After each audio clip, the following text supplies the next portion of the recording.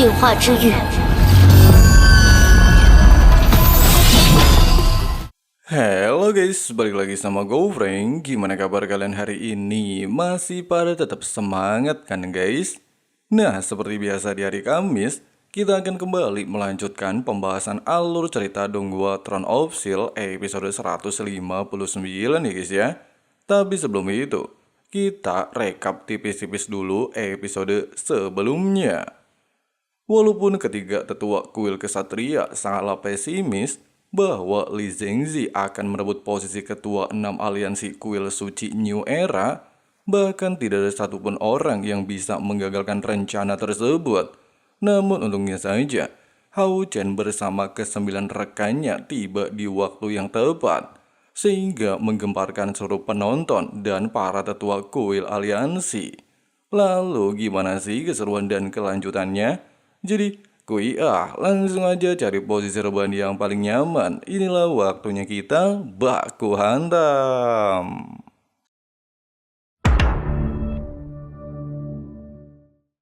Setelah para tetua bersama peserta lainnya memasuki arena pertandingan, Chen Dian lantas mengumumkan bahwa kompetisi antar kuil suci resmi dimulai, serta menjelaskan beberapa hal penting babak pertama. Selain diikuti oleh 256 peserta, mereka juga akan melewati 128 pertandingan, di mana sang pemenang akan mendapatkan 10 poin, sementara yang kalah akan langsung dieliminasi dari pertandingan. Dan setiap masing-masing anggota yang berhasil melaju ke babak selanjutnya, mereka akan memperoleh poin ganda. Sedangkan untuk aturan di babak pertama, semua peserta tidak diizinkan melukai lawan selama pertarungan berlangsung. Bahkan jika sampai ada yang mokat, maka perwakilan tersebut dianggap kalah. Singkatnya, setelah semua peserta mengerti dengan aturan ini, Chen Dian lantas memulai undian secara acak, di mana Yang Wenzhou menjadi perwakilan pertama tim Cahaya Fajar versus anggota kuil assassin bernama Li Chen. Meski dikatakan, beberapa penonton sangat menantikan pertandingan ini, namun si Anto beranggapan jika lawan yang dihadapi bukanlah kaleng-kaleng. Pasalnya menurut rumor, kekuatan Li Chen telah mencapai puncak tingkat 8, sehingga dia menyimpulkan bahwa persentase kemenangan perwakilan Cahaya Fajar sangatlah kecil. Sementara itu, melihat kedua peserta sudah bersiap-siap dalam posisi masing-masing, Chen Dian segera menyatakan pertandingan resmi dimulai. Mendengarkan aba-aba tersebut, Weng Zhou segera menggunakan naga Bear Brand, sedangkan Li Chen langsung tancap gas menggunakan klon tubuh untuk menyerang. Tapi pasca kejadian barusan jelas aja mengejutkan Li Chen, di mana ternyata lawan yang dihadapi mencapai tingkat 9. Hanya saja Weng Zhou tidaklah menghiraukan bebacot anggota kuil assassin, bahkan kembali berinisiatif melakukan serangan balik. Di awal perbakuan taman, walaupun kekuatan mereka berdua terpaut satu level, Li Chen tetaplah bersikeras melanjutkan pertarungan dan justru menyombongkan diri. Pasalnya dia memiliki pengalaman bertarung selama ribuan tahun, sehingga membuatnya optimis bisa memenangkan pertandingan. Oleh sebab itu, dia segera mengaktifkan teknik penjara bayangan untuk menangkap Yang Wenzhou. Tepat di momen ini, ketika Li Chen merasa di atas angin, serta kembali mengombinasikan teknik penjara bayangan bersama tungku spiritual jiwa ilusi, Weng Zhou dengan cepat menggunakan evolusi tungku spiritual bintang jatuh menguji seberapa kuat kemampuan tungku spiritual jiwa ilusi.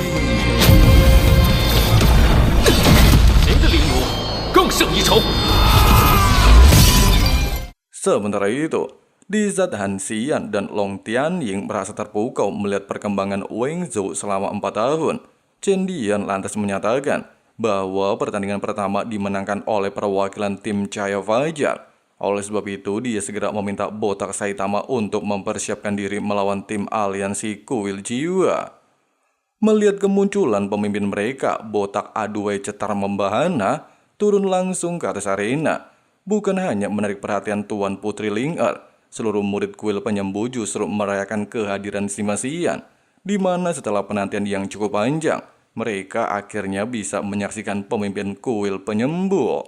Di sisi lain, Sebelum duel baku hantam dimulai, si Masian lantas meminta pihak lawan menunjukkan binatang raunnya terlebih dahulu. Mendengarkan perkataan barusan, jelas aja membuat anggota kuil jiwa terbawa suasana dan beranggapan apakah semua tim pemburu iblis tingkat bangsawan suka meremehkan kemampuan orang lain. Sehingga dia tanpa basa-basi mengeluarkan teknik gerbang pemanggilan neraka tingkat 8 dari kuil jiwa untuk memanggil salah satu monster kegelapan tingkat 9. 光头不会有事吧？ Bukannya gentar melihat kemunculan monster kegelapan tingkat 9, botak Saitama justru kembali angkuh jika dia bisa mengatasi monster ini.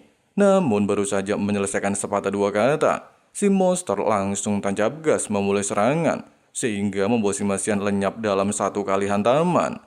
Meski di momen ini, Anto bersama penonton beranggapan kalau si Masian sudah koit pasca menerima serangan telak barusan, hanya saja botak si Masian berhasil memblokirnya dengan satu kali jari dan menggunakan teknik amukan tubuh guntur membalikan situasi pertandingan.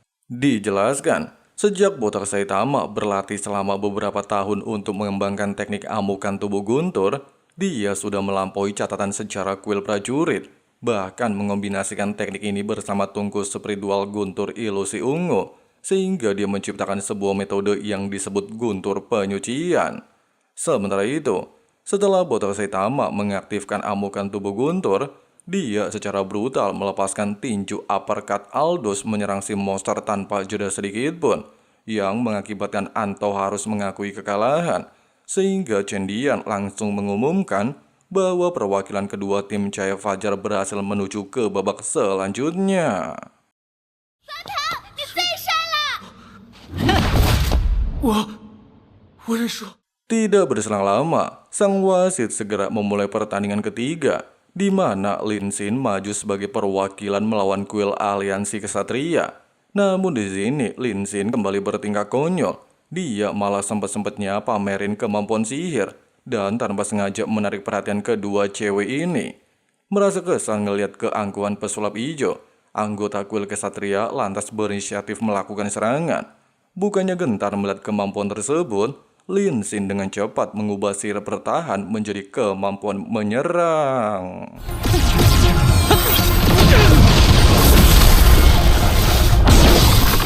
Meski anggota kuil kesatria menyadari kemampuan ini dapat menguras energi spiritual, hanya saja dia tidaklah memiliki pilihan lain untuk melakukan serangan. Oleh sebab itu, Jajang memutuskan bertahan di bawah gempuran sihir pesulap hijau. Mengetahui bara pelindung cahaya Jajang memiliki pertahanan yang cukup kuat, Lin Xin lantas menggunakan teknik mantra api ponik untuk menyerang alam kesadaran lawan dan membuat Jajang kena mental, bahkan merasakan ketakutan luar biasa hebat, sehingga dia mau tidak mau mengakui kekalahan. Mendengarkan perkataan ini, Lin Xin terlihat mengubah kemampuan sihir mantra ponik menjadi kembang api membentuk lobe, di mana hal tersebut dia lakukan sebagai bukti cintanya terhadap Li Xin. Waduh, emang agak lain ya guys ya orang ini. 你醒你这个混蛋！这个心儿又是谁啊？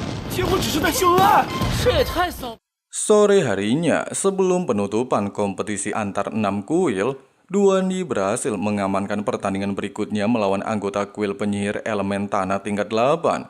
Meski dalam babak selanjutnya, Zhang Fang sempat kesulitan menghadapi tetua Lauren aliansi kuil prajurit dan sama-sama memiliki kekuatan setara. Hanya saja Zhang Fang berhasil memanfaatkan teknik pengendalian mental dari pengawal suci nomor 2 untuk membalikan situasi pertarungan, sehingga membuatnya berhasil memenangkan pertandingan. Sementara Wang Yuan, Chen Ying'er, dan Han Yu dengan mudah mengatasi lawan masing-masing. Nah, dari ke-10 anggota tim Cahaya Fajar, kini hanya tersisa Long Hao Chen dan Seng Sai'er yang belum mengamankan slot pertandingan selanjutnya. Oleh sebab itu, Chen Dian lantas meminta kedua perwakilan anggota kuil assassin Sui Zisheng bersama perwakilan tim Cahaya Fajar Seng Sai'er untuk memasuki arena baku hantam. Sambil mengingat wanita di hadapannya adalah orang yang telah mengacaukan sidang rapat, sekaligus wanita suci, jelas aja membuat Sui semakin berambisi untuk mengalahkannya. Apakah dia memang pantas menjadi pemimpin kuil assassin di masa depan? Tanpa banyak cengcong, Mendengarkan instruksi Cendian bahwa pertandingan telah dimulai, kedua pihak terlihat melakukan serangan jarak dekat serta menunjukkan skill andalan masing-masing. Walaupun di awal pertarungan mereka berjalan cukup seimbang, hanya saja Sui Zizeng secara tidak terduga melepaskan domain 12 ruang kekosongan untuk menekan Sair. Ketua Aliansi Kuil Assassin menjelaskan, selain domain milik Sui Zizeng telah mencapai tingkat 9, teknik ini juga dapat melepaskan kutukan terlarang dalam waktu signifikan. Bahkan pilar Dewa Iblis ke-20 saja tidak bisa menahan satu kali gerakan, sehingga dia menantikan bagaimana Sair mampu bertahan menghadapi domain tersebut. Sementara itu, meski Seng Sair dihadapkan 12 ruang kekosongan, hanya saja calon bini Hao Chen dengan mudah memblokir serangan tersebut.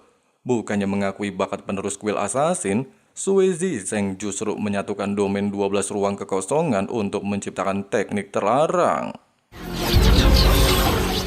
Menyaksikan hal tersebut, jelas aja membuat kakek Seng Yu nambah panik, di mana jika 12 ruang kekosongan dilepaskan dalam satu kali serangan, kemungkinan hal ini dapat menghancurkan seluruh arena pertandingan.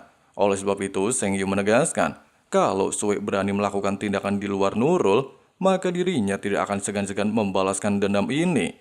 Namun ketua aliansi kuil assassin mencoba untuk menenangkan suasana. Pasalnya Sair sedang menggunakan pemurnian api teratai suci memblokir serangan tersebut, sehingga membuatnya berhasil memenangkan pertandingan.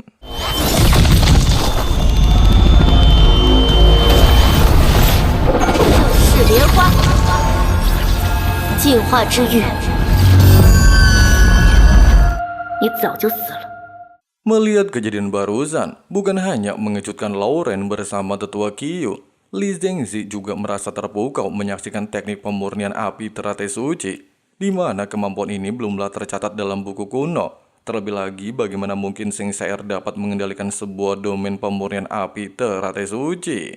Nah, dikarenakan saat ini hanya tersisa Long Hao Chen saja yang belum menyelesaikan pertandingan, maka Cendian lantas memintanya memasuki arena baku hantam, di mana ternyata jagoan kalian tanpa sengaja bertemu tetua aliansi kuil prajurit alias tetua Qiyu. Meski dikatakan pertandingan ini adalah pertama kali antar ketua 6 aliansi kuil, bahkan seluruh anggota Cahaya Fajar berhasil mengamankan slot babak selanjutnya. Tapi sayangnya Long Hao Chen bernasib apes, dia harus melawan tetua kuil prajurit, sehingga mereka beranggapan jika Hao Chen pasti kesulitan menghadapi orang tersebut.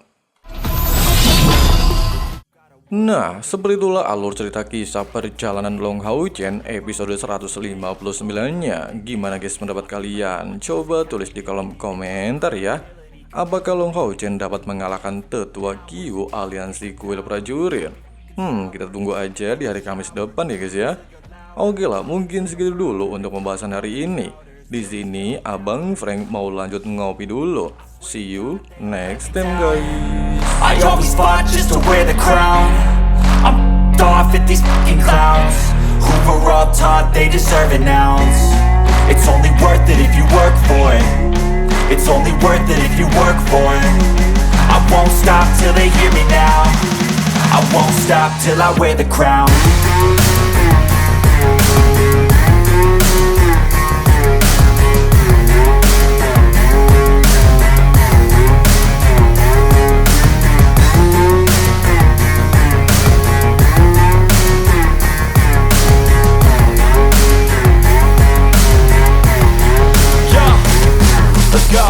I'm just telling you to fight for your dreams, but it's not what it seems. Man, it's hard to be seen when everybody wants to be king. Yeah, they all wanna ring. Yeah, we all wanna be free.